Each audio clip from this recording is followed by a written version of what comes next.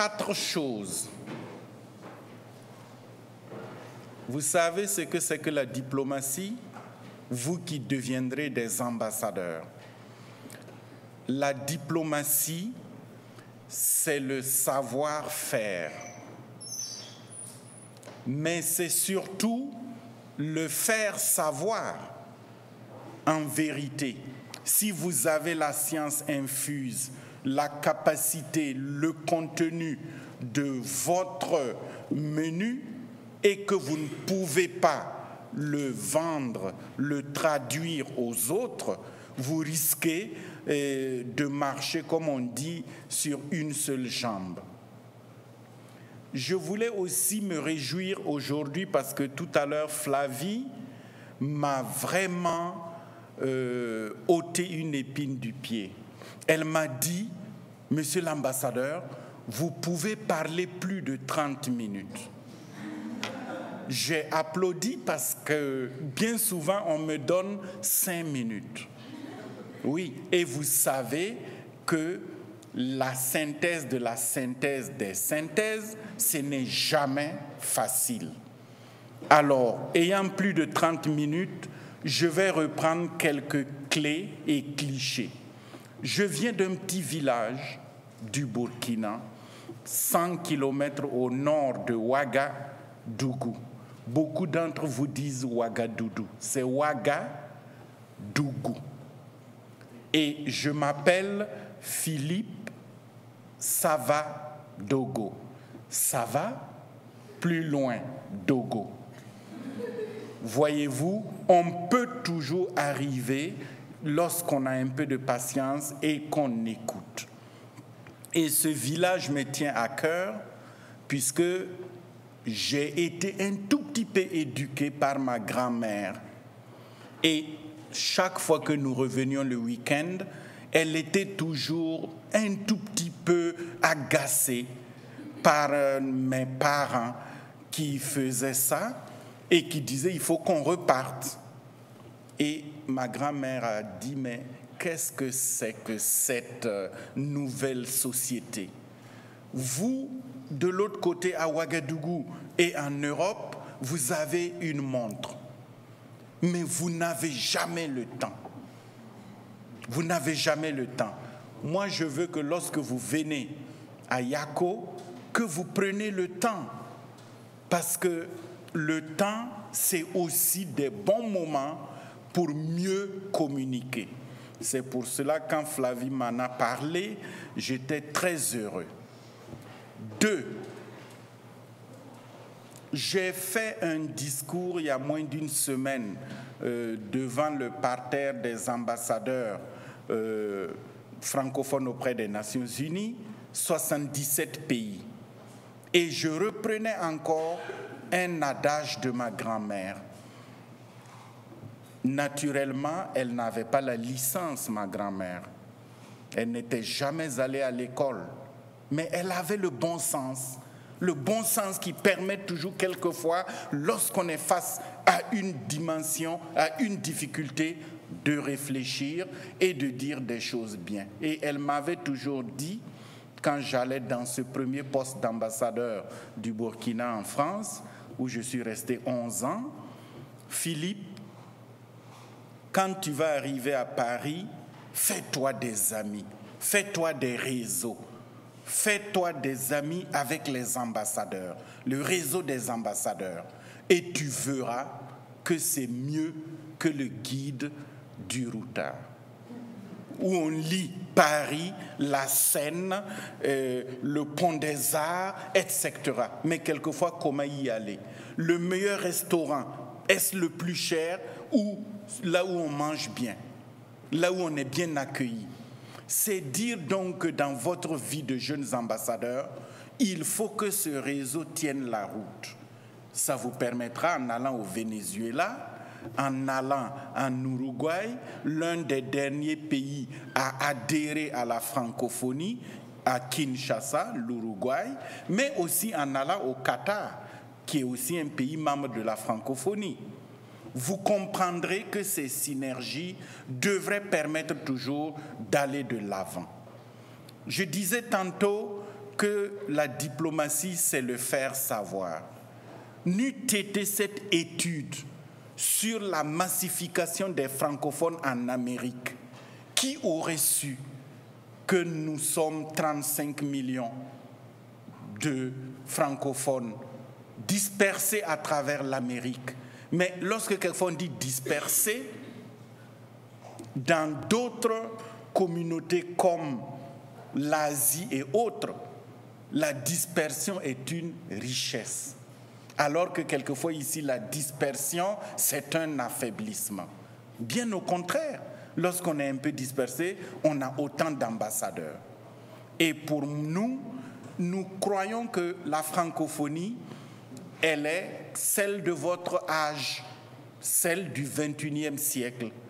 C'est vrai que au siècle passé, cela va sans dire, la francophonie est née en 1970 à Niamey au Niger avec des objectifs, mais il fallait 40 ans après continuer à polir, continuer, comme encore le disait ma grand-mère, à refaire la trace sur le sable.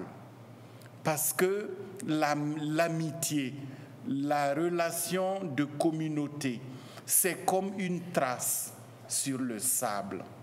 Si vous ne la reprenez pas tous les 2 ans, tous les 3 ans, comme le font si bien nos amis Denis et son équipe, naturellement, elle va s'effacer.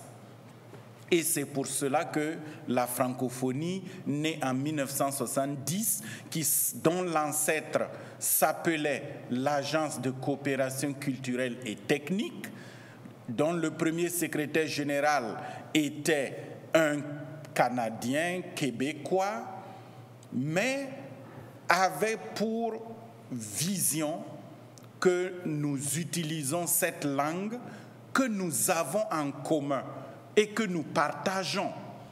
Cela ne veut pas dire qu'on renie ses propres langues maternelles et autres. Dans un curriculum vitae que j'écrivais il y a encore quelques jours, j'ai mis que je parle 4 langues africaines et 3 langues européennes occidentales. Mais les 2 langues africaines sont parlées dans plus de 15 pays d'Afrique de l'Ouest. Moi, je viens donc d'Afrique de l'Ouest, donc la Côte d'Ivoire, le Ghana, et la Sierra Leone et bien d'autres pays. C'est le Bambara ou le Djoula, etc. Et je parle une autre langue très répandue au Burkina qui est le Moré, la langue des Mossi.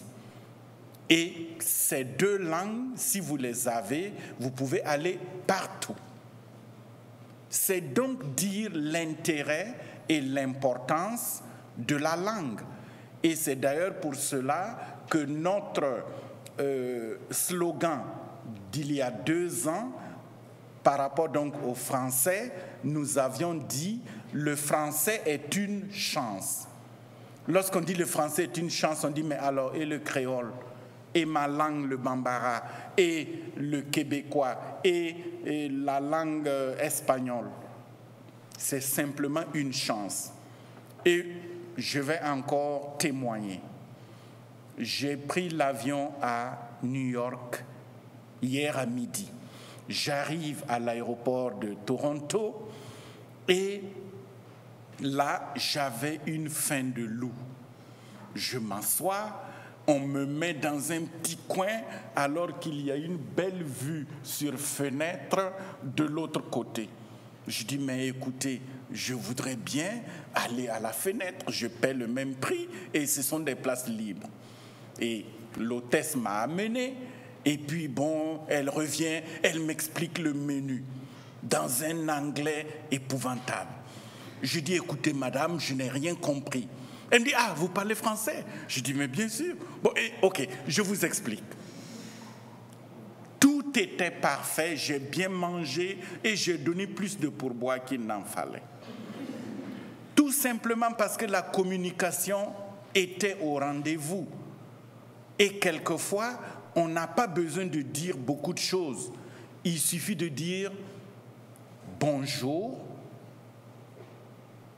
dans un pays où on parle le français, ou de dire buenos días, ¿cómo te sientes? Igualmente. Et les Espagnols ou les Hispaniques vous diront, mais tiens, il fait un effort. C'est pour ça que je crois que les langues, c'est des valeurs. Et il y a toute la dimension de leur contenu. Tout à l'heure, j'ai parlé de l'heure, la montre et le temps. Vous savez, on n'a jamais le temps. Et pourtant, le temps nous tient. C'est pour ça qu'on dit quelquefois, bas la terre, essayez de prendre du temps pour faire des choses pour vous.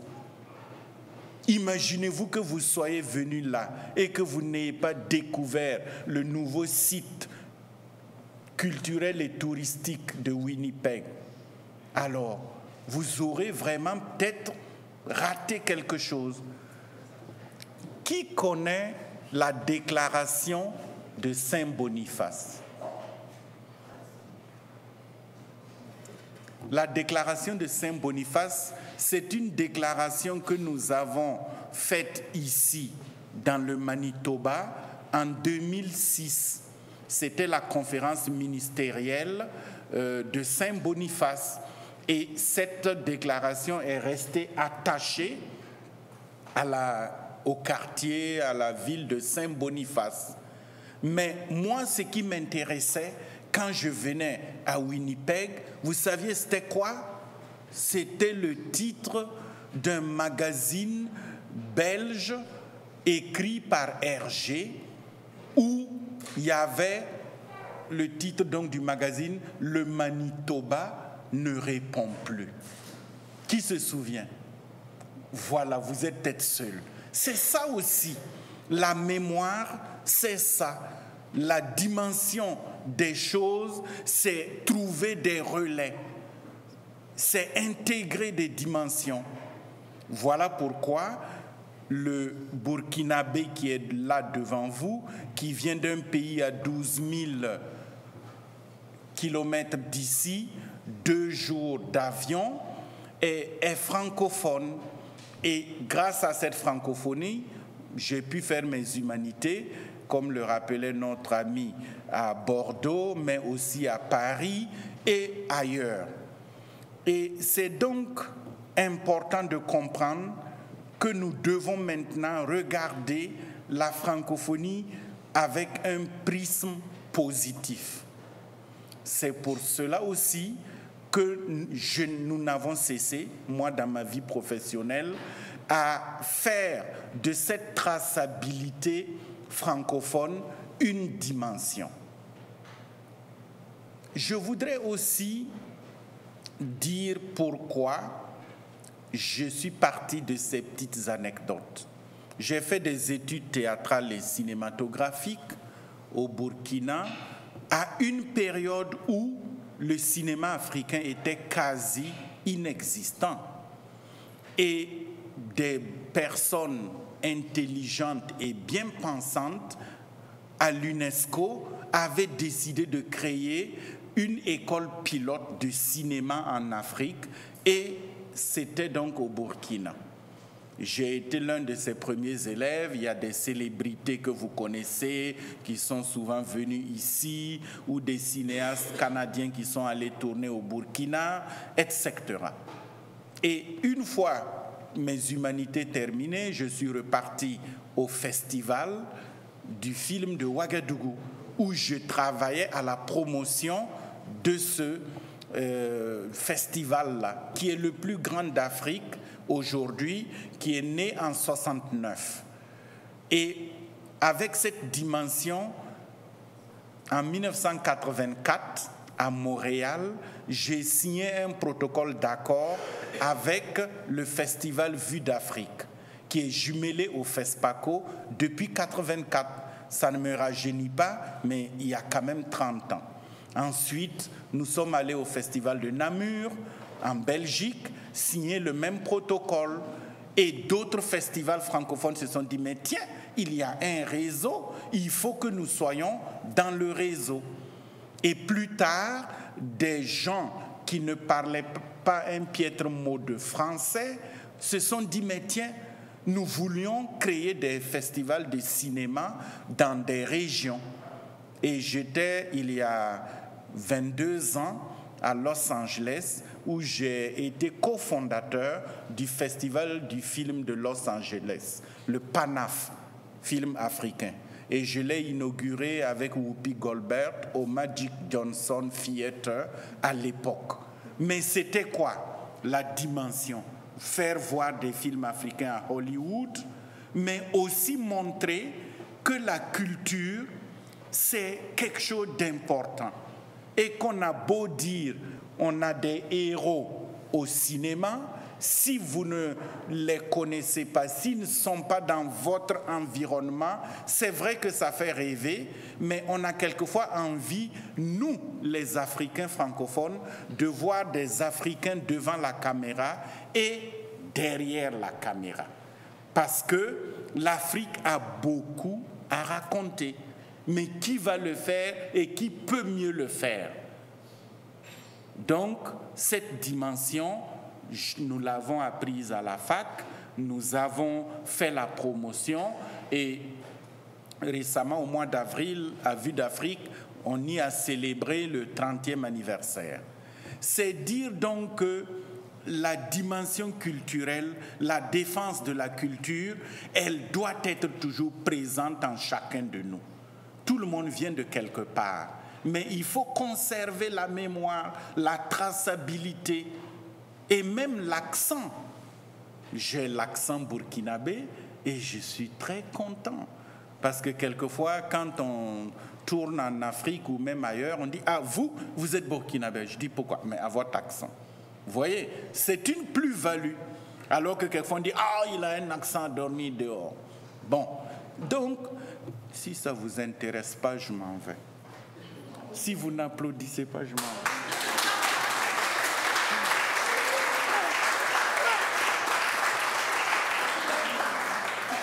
Je peux continuer. Non, parce que vous étiez tellement silencieux, concentrés. Ah, alors donc, cet accent burkinabé, le cinéma burkinabé, l'art burkinabé, l'art culinaire burkinabé, les tissus burkinabés, etc. Et une fois que vous intégrez cette dimension, vous vous dites comment le porter à l'universel. Vous voyez? Parce qu'il est toujours bon de dire que l'art, c'est nous, mais la culture doit toujours aller au-delà.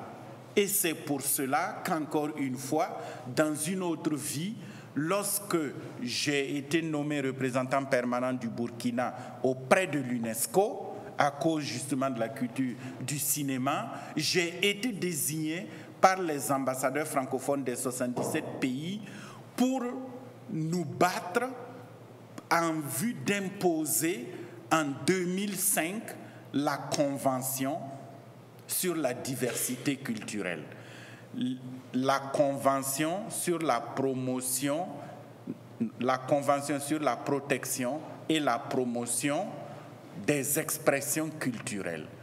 2005, le Canada y a participé, le Québec et tous les pays du monde.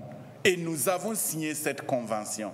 C'est cette convention qui va permettre à l'UNESCO de dire que les industries culturelles, la diversité culturelle, être ce qu'on est et préserver ce qu'on a de plus cher, mais aussi le commerce et l'art et tout ce qui compte doit être ce qui est représentatif de notre planète et non une seule vision dans une seule lorgnette que quelquefois on appelle l'American Way of Life ou quelque chose comme ça. Nous voulons des choses différentes.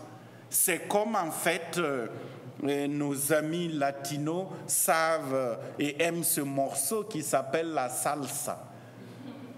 Ben oui, la salsa c'est quoi? c'est la sauce.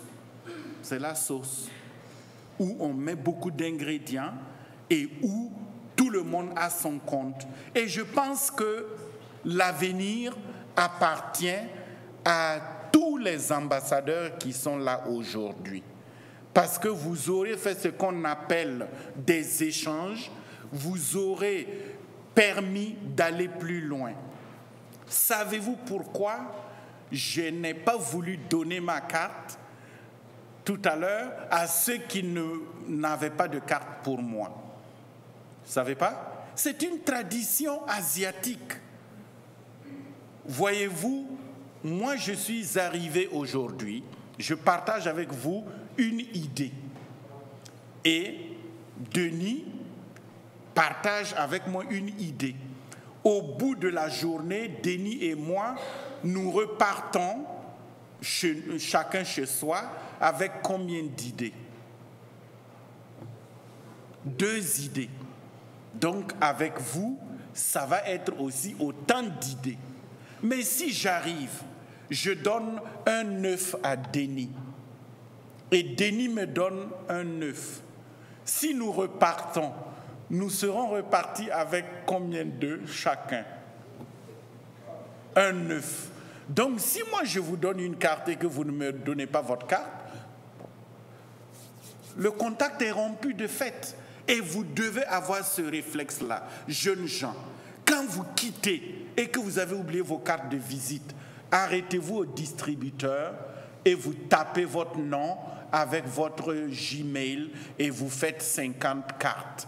Parce que vous risquez de perdre une chance un jour d'être invité au Burkina parce que, parce que je n'ai pas votre contact, ou moi d'être invité au Venezuela parce que il y a une élève qui a écouté mon intervention.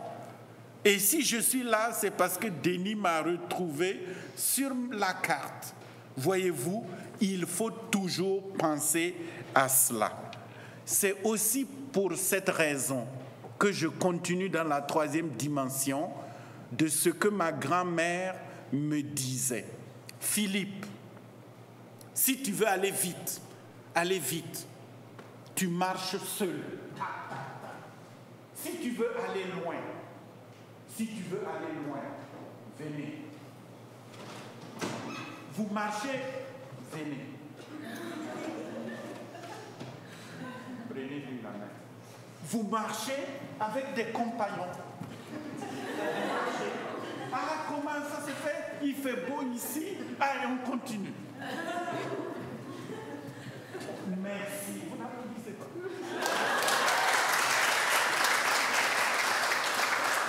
Si vous voulez aller loin, si vous voulez voyager loin, vous devez marcher avec des compagnons de route.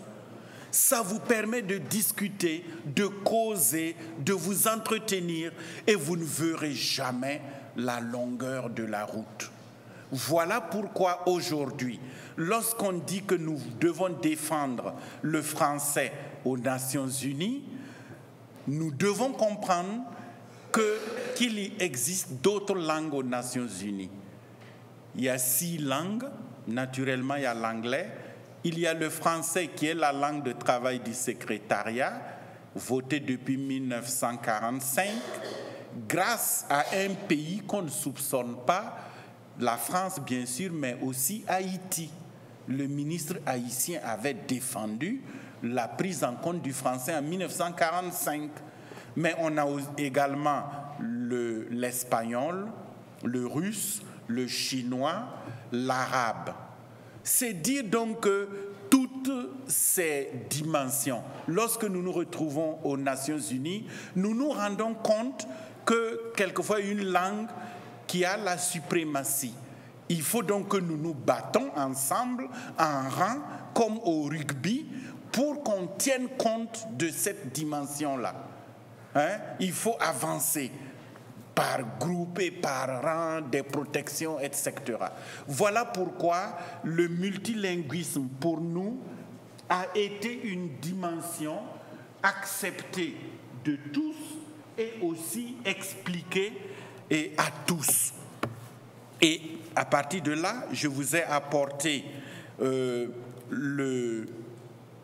la mise en œuvre du multilinguisme donc, par la francophonie dans les organisations internationales. Et ceux qui savent lire l'arabe, il est aussi en arabe dans cette version. Vous voyez, nous avons la même version en espagnol. Voilà, ¿por qué no? Nous avons la même version en chinois, en russe. Parce que nous disons qu'en fait, les langues, ce n'est pas une contre l'autre. Ce n'est pas l'autre contre les autres. Mais c'est plutôt le partage. Imaginez-vous que je sois obligé de faire tout à l'heure mon exposé dans une langue que je comprends à peine. Je n'aurais pas pu communiquer avec vous comme j'essaie de le faire. C'est pour cela que notre mission aux Nations Unies, nous l'avons vraiment disséquée. Et pour disséquer notre mission, nous sommes allés voir le secrétaire général des Nations Unies. Et nous avons dit, monsieur le secrétaire général, c'est très bien, nous avons la revendication de parler le français, mais nous devons avoir quelque chose d'écrit.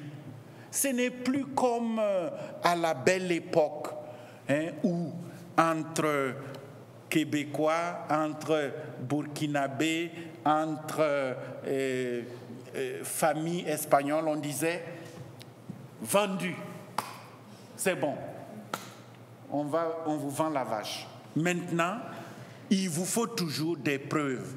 Les contacts oraux ne suffisent plus. C'est pour cela que nous avons fait une résolution, Organisation internationale de la francophonie et l'ONU.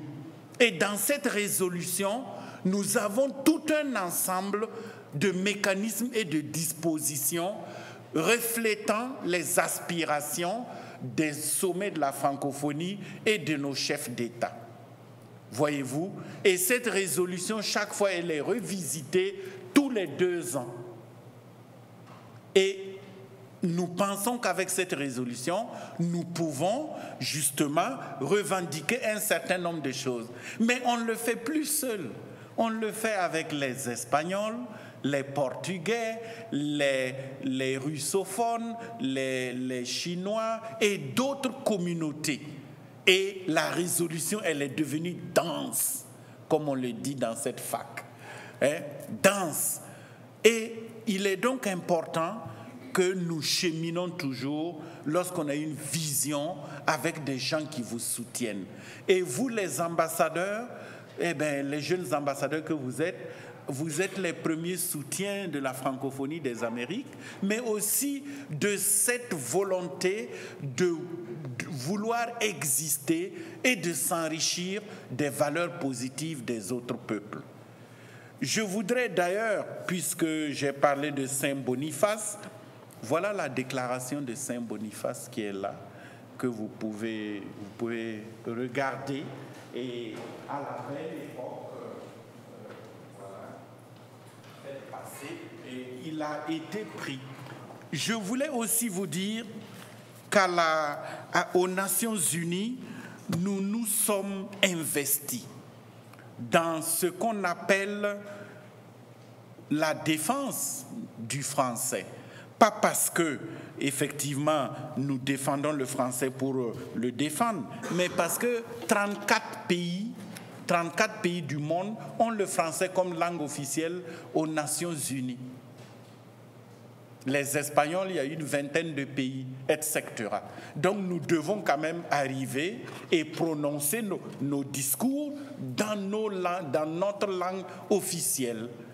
Et c'est pour cela qu'il existe un groupe des ambassadeurs francophones dont je fais la coordination et que j'essaie également d'aider à ce qu'on ait des points de vue de convergence sur la défense d'un certain nombre de valeurs. Je vais donner un exemple. Nous nous sommes mobilisés sur la déclaration francophone sur les violences faites aux femmes en 2010. Et l'année dernière, nous avons signé, tous les pays francophones, le plan d'action sur les violences faites aux femmes.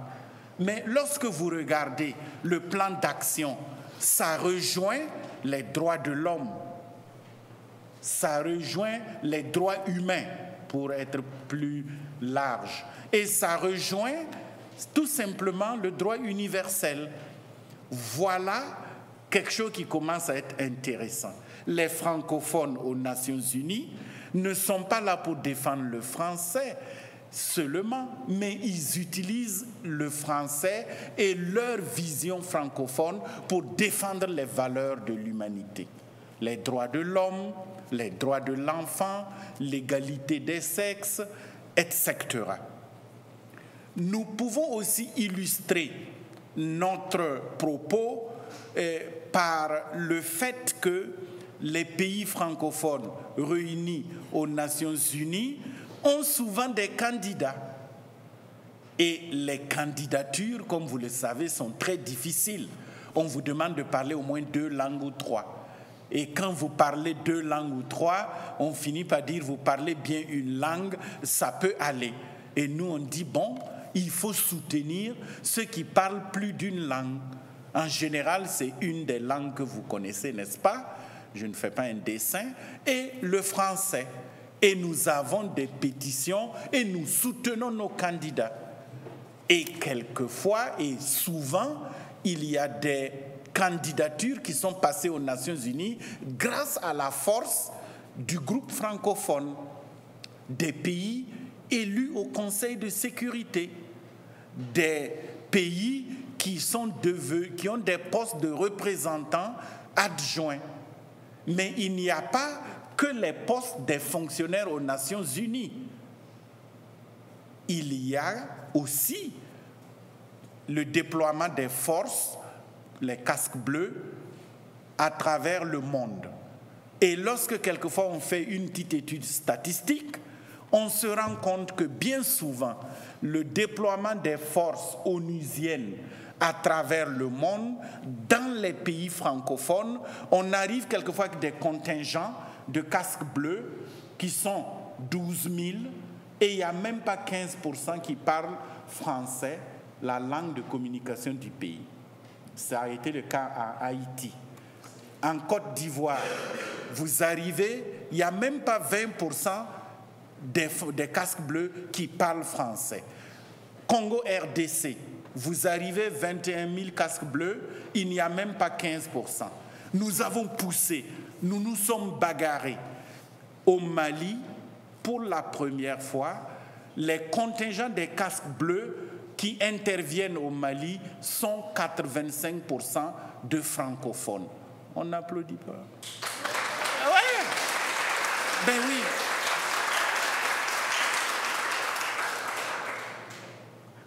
Afin que je puisse boire l'eau, applaudissez encore.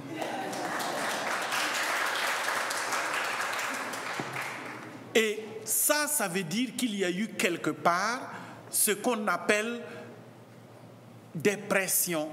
On a bousculé.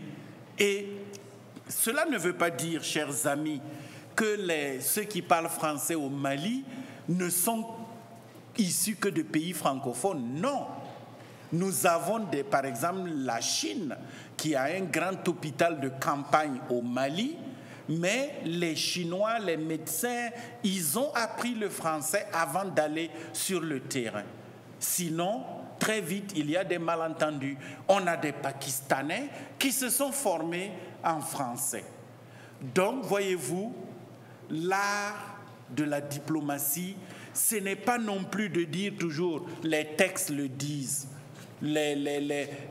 Tout est écrit. Il faut plutôt voir comment atteindre ces objectifs-là en déployant de l'intelligence, en déployant le dialogue, en allant voir les uns et les autres et en se convainquant soi-même. C'est pour cela que je suis un adepte de ce qu'on appelle la diplomatie culturelle. Qu'est-ce que la diplomatie culturelle? La diplomatie culturelle, c'est l'art d'utiliser des dimensions de communication pour faire passer des messages. Voilà. C'est tout simplement ça. Mais c'est aussi montrer un beau film sur le Burkina où l'excision, nous luttons contre l'excision. Et ce film-là, qui part donc d'un support culturel, peut sensibiliser les uns et les autres. Et il n'y a pas que le Burkina, parce que quand le Burkina a porté la dimension de ces violences faites aux femmes aux Nations Unies, on s'est rendu compte que sur tous les continents, il y avait l'excision. Et les pays sont venus pour lutter. Et en 2012, il y a eu une résolution sur les mutilations génitales féminines. Et c'est aussi pour cela que l'on comprend que lorsque vous parlez de vos préoccupations, lorsque vous parlez de ce qui est bien ou de ce qui n'est pas bien, on peut s'inspirer des valeurs positives des autres peuples. Et j'ai ici quelques documents, la déclaration francophone sur les violences faites aux femmes, qui est devenu j'allais dire un livre que nous donnons à tous les membres et à tous les pays. Vous voulez me dire quelque chose? D'accord, après. Oui, comme c'est enregistré et que je suis un ancien réalisateur de films, vous pouvez comprendre ce que disait Godard. Vous savez ce que disait Godard? Le film contredit le montage. Le montage contredit le tournage. Et le tournage contredit le scénario. Donc, si je m'arrête en cours de route, le film va être complètement cassé. Le film contredit le montage contredit le tournage contredit le scénario. Je peux continuer? Alors, donc, document sur les violences faites aux femmes. Nous avons donc aussi une dernière dimension que nous défendons aux Nations Unies. Je vous ai parlé des recrutements des fonctionnaires, je vous ai parlé des candidatures, je vous ai parlé du fait francophone, je vous ai parlé également des élections, de la présence des casques bleus, mais il faut aussi dire que nous devons faire passer les idées. Tout à l'heure, je vous ai dit, ma grand-mère, elle n'avait pas la licence, mais elle avait le bon sens. Et tout ce qu'elle a essayé de dire, il y a du bon sens dedans. D'ailleurs, Flavie, heureusement que tu m'as dit que je peux parler longtemps. Sinon, elle me disait aussi, ma grand-mère, Philippe, lorsque tu prends la parole, il faut avoir pitié de celui qui t'écoute. Mais là, elle m'a dit que je peux parler encore quelques minutes. C'est dire que le bon sens, c'est cela. Et pour nous, le dialogue, la médiation, elle est aussi... ce sont des arts que nous pouvons exporter et exploiter. Le dialogue, voyez-vous, les peuples du monde ont toujours des valeurs ignorées. Et on ne peut pas dire qu'un peuple ou une population est meilleure que l'autre. Je pense que les Nations Unies, le concert des nations, c'est là aussi où on peut faire passer ce type d'idées. Et dire, par exemple, aux jeunes Québécois, ne vous inquiétez pas, la langue française ne disparaîtra pas, mais elle va se métamorphoser. Et on ne peut pas empêcher une langue de se métamorphoser, de s'enrichir, de capter d'autres mots. Mais il ne faut pas non plus oublier que l'union fait notre force et que l'Afrique de demain, c'est 300 à 400 millions de locuteurs en 2050. Donc le français ne peut pas disparaître. Il va s'enrichir. Mieux, il va devenir une langue africaine. Eh bien oui, le français est en train de devenir une langue africaine. L'espagnol est en train de devenir une langue africaine. L'anglais et d'autres. Mais nous disons que nous devons toujours garder nos valeurs, la défense de la diversité culturelle, la dimension culturelle du développement. Et cette dimension culturelle-là, il faut toujours l'arrimer à quelque chose qu'on peut commercialiser, à quelque chose qu'on peut vendre. Ça devient une industrie culturelle. Et c'est pour cela que nous défendons les valeurs des industries culturelles et aussi du couple culture-tourisme. Au Burkina Faso, j'avais raconté à mes amis canadiens, il y a un marigot où on a des grands caïmans. Et vous pouvez vous asseoir sur le caïman, faire des photos, la bouche ouverte, etc. Ils ne croyaient pas. Alors là, tous ceux qui sont venus à l'époque au FESPACO ont fait 100 km pour aller voir les caïmans sacrés de Sabou. Et on fait des photos pour que les uns et les autres voient. Voici une dimension du tourisme. Mais je ne voudrais pas masquer aussi les choses. La pauvreté de notre planète, c'est aussi une pauvreté qui préoccupe tout le monde. Et si cette pauvreté préoccupe tout le monde, nous devons nous battre pour faire de notre planète une planète où il fait bon vivre, une planète où il y a le développement durable.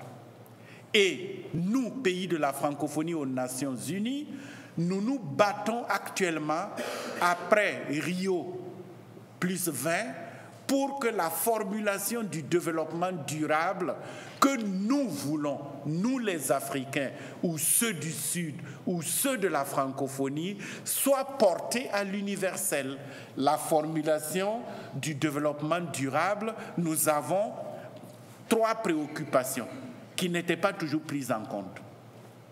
La culture. La culture. On ne peut pas faire fi de la culture. 2, l'énergie. L'énergie. Le Burkina et d'autres pays ont le plus cher taux de kilowattheure. Parce que sans l'énergie, il est difficile d'imprimer le développement. Nous avons aussi dit la femme, la fille. Simone de Beauvoir. Vous connaissez Simone de Beauvoir? Éduquer une fille, c'est éduquer la nation. Tout le monde le sait. Éduquer une fille, c'est éduquer la nation. Parce qu'en général, la femme, la jeune fille, est aussi capable d'aller plus loin que les ambitions du jeune homme. Nous savons aussi que bien souvent, en Afrique et ailleurs, quand une femme touche son salaire et qu'elle va à l'hypermarché, elle s'occupe d'abord du lait pour les tout petits. Après, elle dit, ah, il me faut des vitamines pour les tout petits. Et elle continue, ah, il me faut un bon roman, une bande dessinée pour mon petit garçon. C'est ce qu'on dit et c'est presque vrai. Quand c'est un homme qui prend le salaire, ah, l'auto, il faut que je joue au PMUB. Il met $20. Garçon, café. Garçon, 3 pressions de bière. Bon, il faut que je rentre à la maison quand même. Hein? Et au bout du compte, il y a ce qu'on appelle les fausses petites dépenses qui font que quelquefois l'homme qui n'a pas automatiquement la responsabilité de la cellule familiale est amené à dilapider. Ça ne vaut pas pour tous les pays du monde, mais je parle un peu de ma région et de certaines régions. Mais je sais que ce n'est pas toujours faux. Donc, il est important que nous défendons la professionnalisation des femmes. Une radio de Winnipeg m'a interviewé avant-hier et je leur disais que les caisses des jardins ont tellement aidé de femmes en Afrique de l'Ouest. Plus de 200 000 femmes à commencer un petit commerce, un petit boulot. Et il a encore été démontré que tous les prêts qui ont été faits par les femmes ont été remboursés à 95%. Et elles ont continué leur commerce. Quant aux hommes, ce n'est pas toujours remboursé comme on le souhaite. C'est donc dire qu'aux Nations Unies, lorsqu'on parle de la professionnalisation des femmes, l'éducation des jeunes filles, c'est une manière aussi de donner plus de chance à l'humanité. Voyez-vous, ce n'est pas quelquefois l'égalité, oui, l'égalité des salaires et tout. Quand il n'y a pas d'égalité des salaires, on continue de vivre. Ça veut dire que s'il y a égalité, il peut y avoir une plus-value. C'est ce que vous essayez de défendre dans vos sociétés ici. Et qui peut le croire qu'il y a encore des fossés entre salaires d'hommes et de femmes, quelquefois, dans des pays qui ont une tradition. C'est dire donc qu'aux Nations Unies, nous avons essayé de faire prendre en compte nos préoccupations afin de les porter à l'universel pour que la formulation des objectifs du développement durable au lendemain de 2015 soient des objectifs qui nous préoccupent, qui luttent contre la pauvreté, qui luttent pour l'éducation, qui luttent pour une planète que nous voulons remettre aux générations futures dans un meilleur état. Voilà tout un ensemble de dimensions que nous essayons de faire. Je voudrais enfin m'arrêter là parce que je suis sûr que vous aimeriez savoir d'où je viens. Moi, j'aimerais savoir où vous voulez aller, mais ce que je sais, c'est que quand on ne sait pas d'où l'on vient, on ne pourra jamais savoir où on va. Encore une fois, merci, merci beaucoup.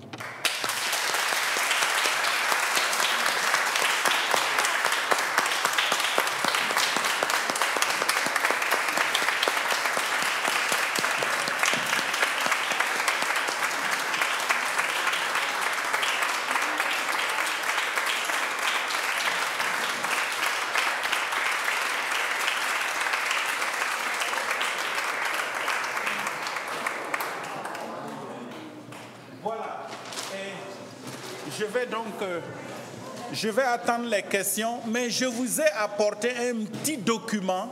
C'est le Petit Prince de Saint-Exupéry. Vous savez,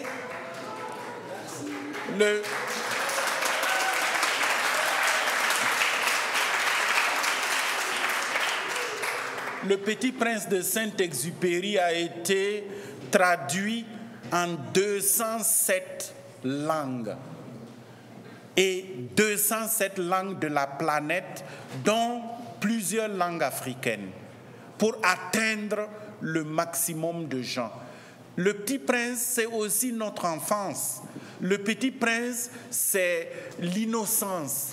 C'est une diplomatie sans œillères. C'est une diplomatie où l'amitié, c'est la chose la plus chère. Mais c'est aussi une dimension de la planète. Et Le Petit Prince a été écrit en 1943 à New York par le grand aviateur Saint-Exupéry, poète de Saint-Exupéry, qui m'a beaucoup aussi influencé. Saint-Exupéry, vous savez, il a voyagé en avion en Afrique du Nord, en Amérique du Sud, en Amérique latine. Il a vu autant de dimensions. Et lorsque son avion a craché dans le désert, et qu'il est resté une semaine sans contact, il s'est rendu compte que le désert est bruissant de silence et que dans le désert, le bruit qu'on entend, il est plus que le bruit qu'il a entendu sur le bateau qui l'amenait en 1940 de l'Europe vers l'Amérique, où il y avait des milliers de gens, mais qu'il n'entendait pas, comme dans le désert. Donc le Petit Prince est un exemple de diplomatie culturelle que nous avons établi à l'ONU cette année, et ça a eu un très beau succès. Je me suis dit, mais pourquoi ne pas vous apporter les copies en arabe? Merci.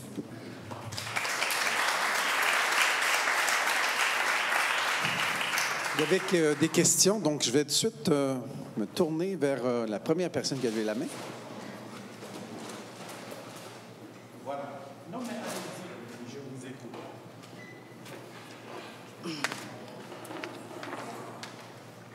Bonjour, mon nom c'est Bassirou Kaba. Je viens de New York, mais je suis originaire de la Côte d'Ivoire. J'ai vu votre nom, Bassirou. Ikakenea. Somoro. Bachite. Ah, Iborami. Côte d'Ivoire. Côte d'Ivoire. Kena. On a parlé Bambara. Désolé. Hein. Il est de Côte d'Ivoire, moi je suis du Burkina. Vous voyez? Mais à cause de son nom de famille, j'ai reconnu. Vous arrivez à lire un peu?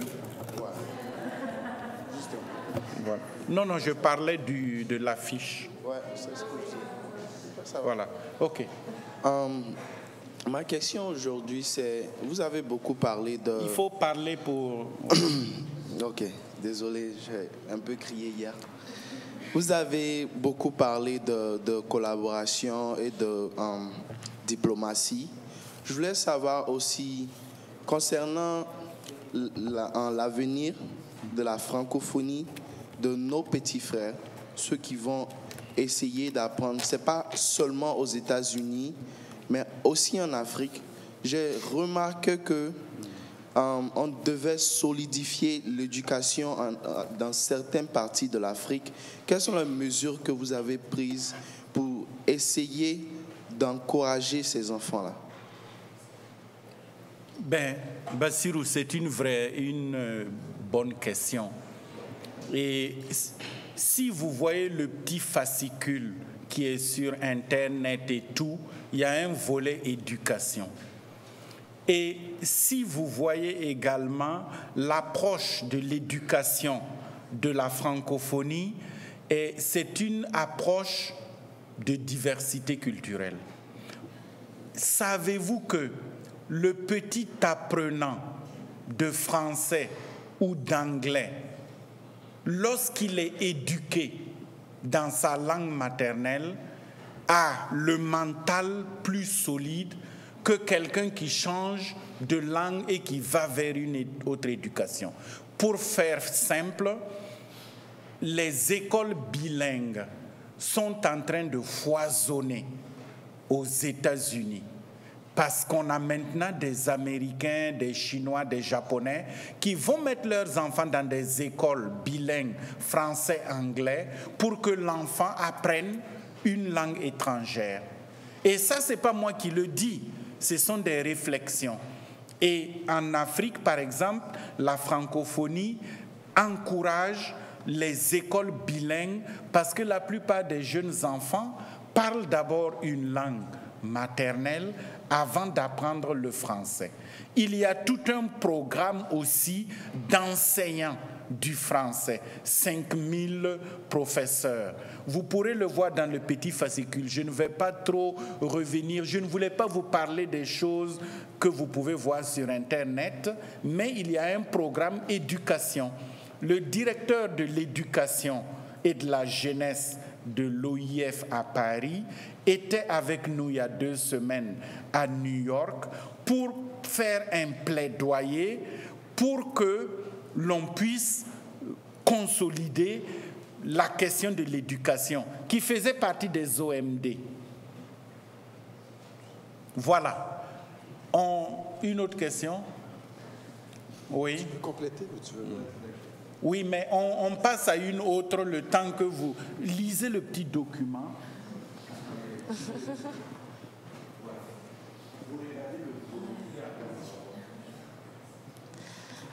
Bonjour, je m'appelle Alexandra, je viens d'Haïti. En fait, j'ai été étonnée en côtoyant mes confrères africains qu'il y a eu au moins un pays de l'Afrique qui était à la base francophone et qui est devenu anglophone. Comment la diplomatie de l'ONU entend, je ne dis pas changer, mais entend pas prévenir, participer, comprendre, appuyer ou je ne sais pas comment c'est. Vous dites quel pays? Haïti. Ah. Denis pourrait vous dire que Haïti fait toujours partie de la francophonie, fait partie des membres et que votre président, le président Martelly, était à Kinshasa. Donc Haïti n'a jamais quitté la francophonie. C'est un pays de l'Afrique qui a quitté... Oui, elle a dit un pays de l'Afrique. Je dis, oui, bon, pour être clair, je crois que c'est le... Non, c'est pas le Gambia, mais antécédemment, le pays était francophone, de par la tradition, tout et tout. Et puis, elle s'est changée, elle est devenue anglophone. Lorsque j'avais parlé à un des natifs, ils avaient dit parce qu'ils avaient plus d'opportunités de recherche, d'éducation, tout et tout. Oui. Donc, là, je vais vous répondre. C'est le Rwanda. Le Rwanda a annoncé à plusieurs reprises qu'il quittait la francophonie. Mais elle n'a jamais quitté la francophonie. C'est pour ça aussi, quelquefois, il faut faire attention aux effets d'annonce. Les effets d'annonce, ça peut être quelquefois des effets d'humeur, etc.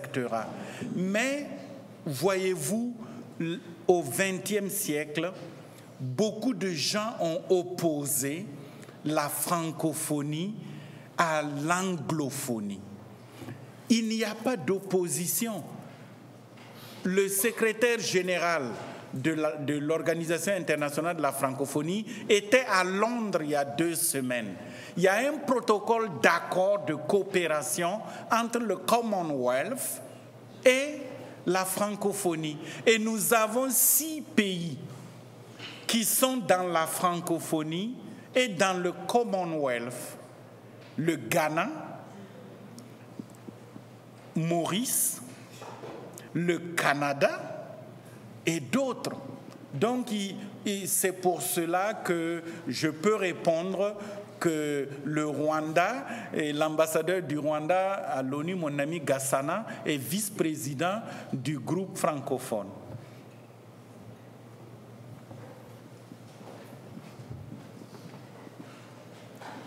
Merci. Si vous pouvez vous présenter un peu avant. Son Excellence. Parce que moi, je croyais qu'elle était burkinabé. Son Excellence, Monsieur l'ambassadeur, futurs ambassadeurs de la francophonie des Amériques, j'ai l'insigne honneur aujourd'hui de suivre une telle conférence. À mon avis, c'est l'une des meilleures conférences qu'on a suivies au cours de ce forum. Je suis Olivier Huel Davidson, je viens d'Haïti. Et je tiens à vous remercier et vous congratuler pour ce partage d'expérience autour de la francophonie en général. Moi, je voudrais justement savoir, selon vous, selon votre expérience, comment on pourrait lier le développement durable avec la francophonie, surtout dans le contexte de la mosaïque qu'il y a dans les Amériques. Merci. Bien. Merci quand même pour le compliment.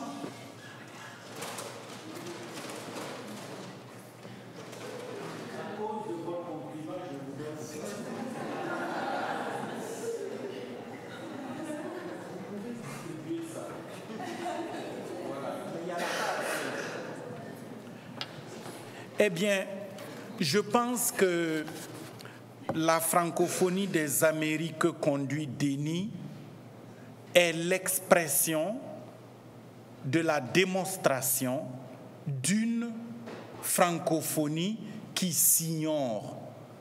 Tant que nous n'avons pas d'action pour montrer que nous existons, nous allons être comme la francophonie du XXe siècle. On était frileux, on a peur de parler, on tremble, alors que non, nous devons nous assumer. Et puisque vous parlez de Haïti, je voulais d'ailleurs saisir l'occasion pour vous féliciter parce que au jeu de la francophonie, dans le registre musique, c'est un jeune, voilà, qui a eu le premier prix. Vous savez, quand je suis arrivé aux Nations Unies, il y a quelques années, j'ai invité un groupe haïtien à performer, comme on dit à New York, à l'ONU, Tabou Combo. Pourquoi? Parce que dans mon pays, au Canada et ailleurs, Tabou Combo est connu depuis 30-40 ans. C'est un orchestre mythique. Mais qui a eu l'idée de dire Tabou Combo, vous devez aller jouer aux Nations Unies? C'est moi. Pourquoi? Parce que j'estime qu'il y a un lien. J'estime que nous devons faire connaître nos valeurs positives. J'estime également que Haïti mérite plus qu'un soutien. Et je veux vous dire et révéler un secret. Je peux le dire à tout le monde? J'ai été doyen du corps diplomatique à Paris, comme je vous l'ai dit. J'étais à Paris comme ambassadeur en France de 1997 à 2007. Et en 2004, l'ambassadeur de Haïti vient me voir. Il me dit, cher frère, je veux organiser le bicentenaire de l'indépendance de Haïti, mais j'ai quand même quelques difficultés de mobilisation. Je lui ai dit, nous allons vous ouvrir toutes nos portes parce que Haïti, pour nous, les francophones, c'est effectivement un pays francophone, mais un pays africain, m'a beaucoup intéressé quand j'étais à la fac, parce que j'avais lu un livre classique sur Haïti qu'on appelle Les Jacobins noirs, de C.L.R. James. Il faut le lire, les enfants. Et j'ai compris la dimension de la paix, la dimension du dialogue, la dimension de la culture, la dimension d'apprendre à vivre ensemble. Et je pense que la francophonie est présente à Haïti avec d'autres, je ne vais pas vous refaire l'histoire. Mais si on arrive à permettre qu'il y ait des élections libres et démocratiques sur 50 ans, je suis sûr que les autres dimensions vont être réglées. La preuve, c'est que les grands musiciens, les grands artistes du monde noir ou new-yorkais, beaucoup sont d'origine haïtienne. Ils ont réussi parce qu'il y avait aussi les conditions. C'est donc dire que je vais revenir à Jean Jaurès. Jean Jaurès, discours à la jeunesse, 1903. Il vaut la peine de réfléchir et de penser. L'histoire enseigne aux hommes la difficulté des grandes tâches. Mais cela ne devrait pas être une raison pour qu'on abandonne. Il faut toujours se battre. Et vous, les jeunes ambassadeurs, je sais qu'il y a quelques 2 ou 3 qui sont frileux, qui disent « est-ce que je pourrais tenir ?» Je sais, mais si vous êtes convaincus, il faut y aller. Et pour nous, la francophonie, c'est aussi la solidarité avec nos peuples. Et je tenais en tout cas à vous remercier et vous dire qu'on pourrait continuer la conversation.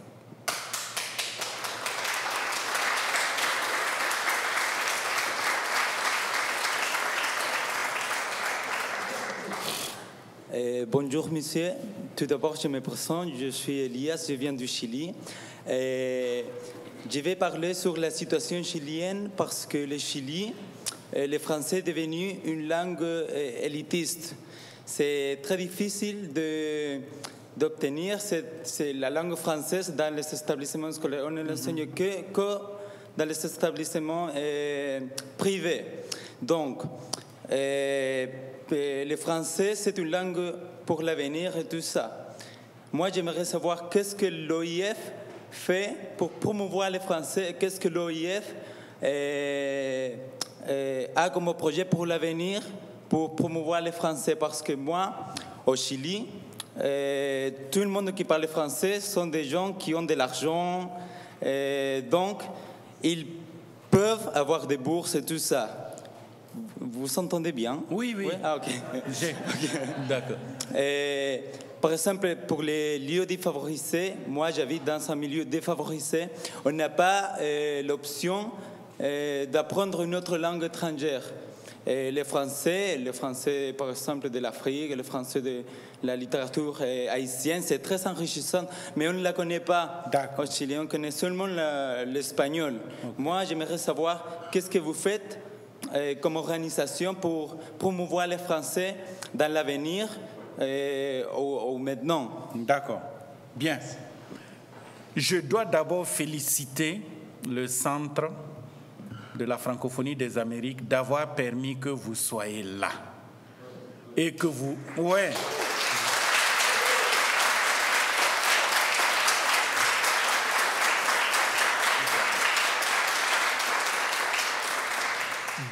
Deux, si le français est une langue élitiste ou que le français, beaucoup de gens l'apprennent parce qu'ils ont des moyens, il y a des alternatives également, qui est contenue dans le document. Mais par exemple, la formation à distance de l'enseignement des maîtres est développée maintenant en francophonie. Il y a aussi les alliances françaises. Vous savez, les alliances françaises sont aux États-Unis une centaine. Et je suis sûr qu'ils existent chez vous.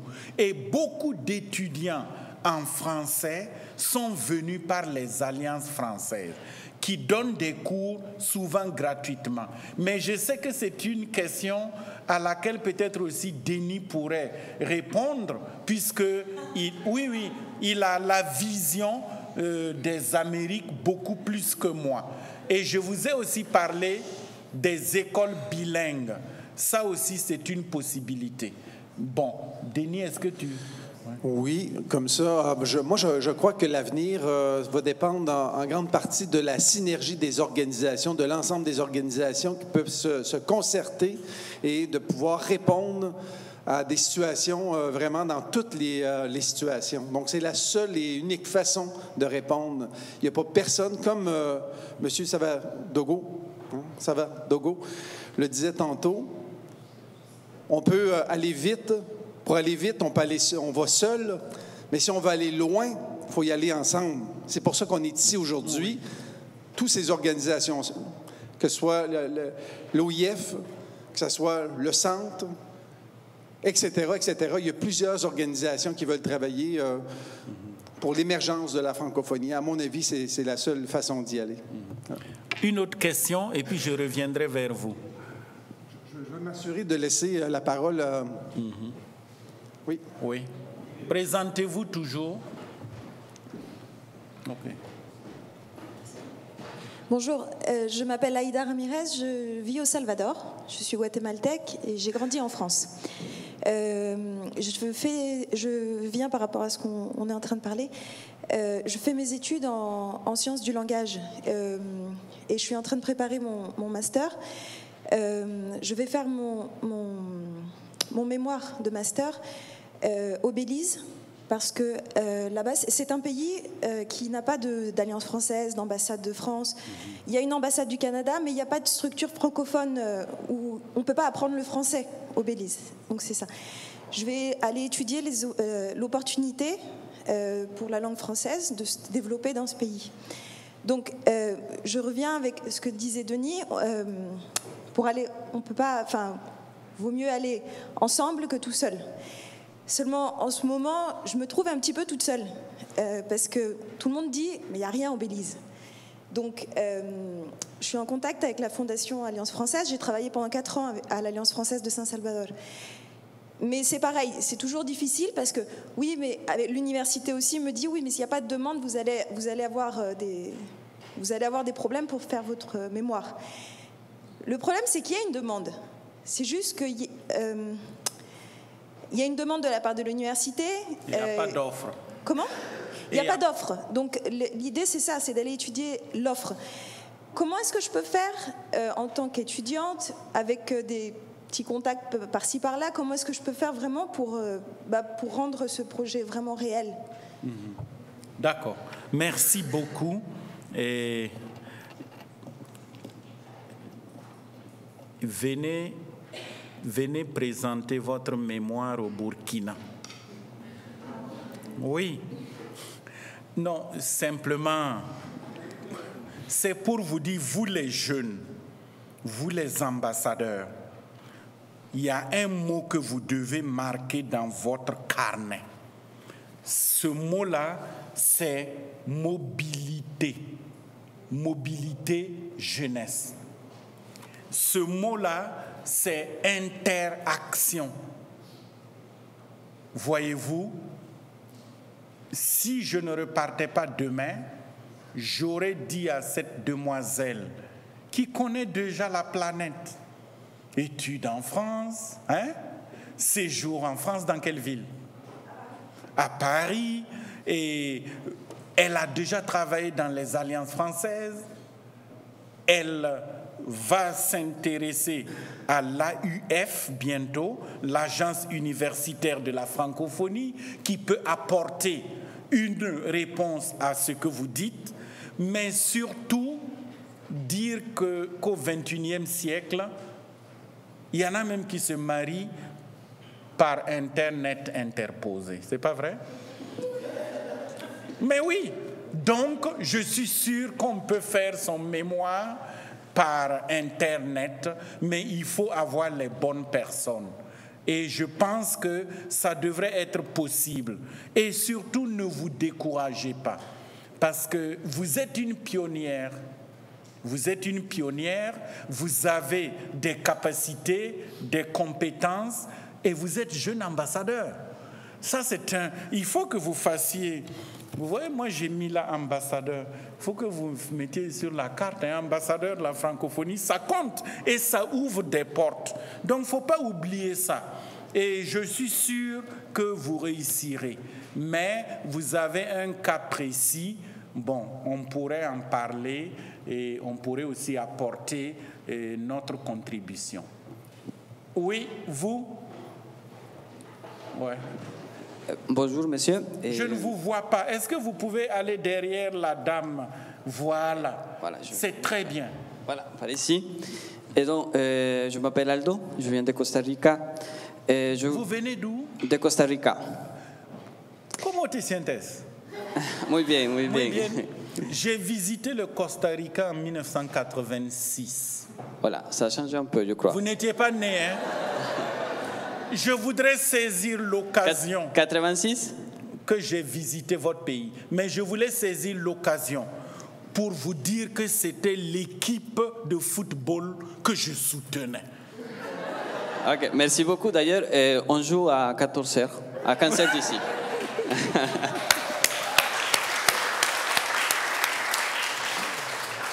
Et du coup, pour revenir à notre sujet de ce matin, je m'aimerais bien, si vous me permettez, de revenir un peu en arrière à la question d'Elias, parce qu'il est vrai, en Amérique latine, particulièrement dans mon cas au Costa Rica, ça existe les alliances françaises, mais je reste encore ce que Elias disait tout à l'heure, c'est d'une élite. Enfin, je travaille au système public au Costa Rica pour le ministère de l'Éducation publique, et il est vrai qu'on a eu l'occasion de nous approcher à l'Alliance française, mais jamais on a eu l'occasion de travailler ensemble avec eux. D'accord. Ça reste une élite, et je suis sûr que, par exemple, ici, le collègue de Nicaragua, c'est pareil. La collègue de Mexique, c'est pareil. Juste pour que vous ayez une idée. Si je vais me former à l'Alliance française à San José, il faut que je paye quasiment $450 par mois. D'accord. Voilà, vous voyez ce que je veux dire. Non, enfin, non, la question plus concrète. J'ai complètement compris. Oui, et la question plus concrète, comment est-ce qu'on peut... Mais je vais vous dire une chose, là je vais être ferme. Ne prenez pas plus de 3 minutes pour poser une question.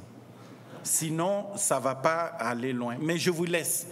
Je contribue. Il faut être court. Merci. La question, c'est juste comment est-ce qu'on peut travailler pour que, effectivement, l'Alliance devienne un lien de diffusion dans nos pays et pas une diffusion pour une élite, effectivement. D'accord. Merci. Merci beaucoup. Non, je dis ça parce qu'il y a beaucoup de questions. Je voudrais vraiment vous remercier avec Elias. Et je vais peut-être vous voir dans la journée, on va discuter. Mais je voulais vous dire une bonne nouvelle. J'ai entendu, ce n'est pas encore officiel, que le Costa Rica va venir à la francophonie.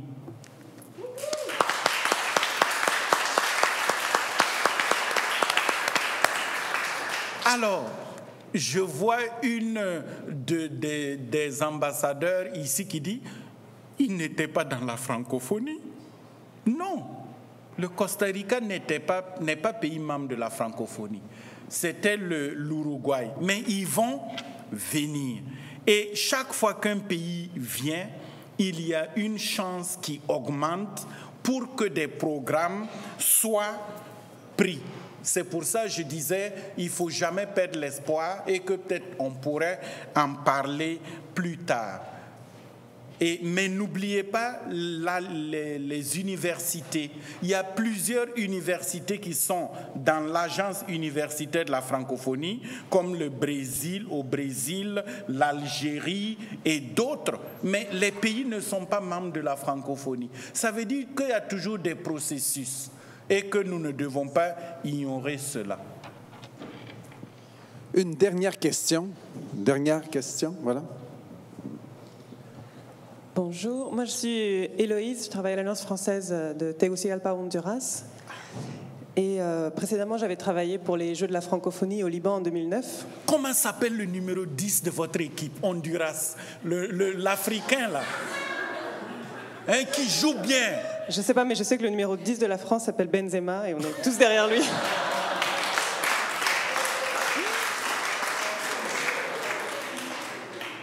Alors, ma question est très courte et c'était pour encourager les jeunes qui sont avec nous pendant ce forum à s'intéresser à cette manifestation. En 2017, où auront lieu les prochains Jeux de la francophonie? Très bien. Je réponds d'abord par la question la plus facile, c'est en Côte d'Ivoire. Et oui. Et c'est à Abidjan. Et je voulais aussi vous dire, puisque vous parlez des Jeux de la francophonie, c'est vraiment des rencontres extraordinaires de tous les pays de la francophonie et qui a apporté une plus-value. Et vous savez, l'ancêtre des Jeux de la francophonie s'est déroulé à Montréal en 1975-1976. Vous voyez, et c'est de là maintenant que les Jeux sont partis et vont d'un continent à l'autre. Et je crois que cela est très important. Votre première question? Non, c'était juste... Ah, d'accord. Oui, c'est ça. Je voulais en tout cas vous remercier et surtout vous dire que vous êtes des ambassadeurs. Vous savez quoi? Un ambassadeur, quand il pose une question, c'est qu'il a la réponse. Vous savez ce dicton ou pas? Un diplomate, lorsqu'il pose une question, c'est qu'il a déjà la réponse. Vous, il faudrait que tout le temps, les gens vous posent les questions. Ça veut dire quoi? Il faut bouquiner. C'est-à-dire qu'il faut aller lire l'histoire de la francophonie, les possibilités qui s'offrent à vous. Savez-vous qu'il y a des concours de jeunes volontaires francophones où on recrute tous les ans 50 jeunes volontaires? Et actuellement, aux Nations Unies, moi, j'ai 2 jeunes volontaires qui travaillent avec nous dans le cadre des objectifs du développement durable, dans le cadre de la communication, etc. Il y a des possibilités. Creo que sí.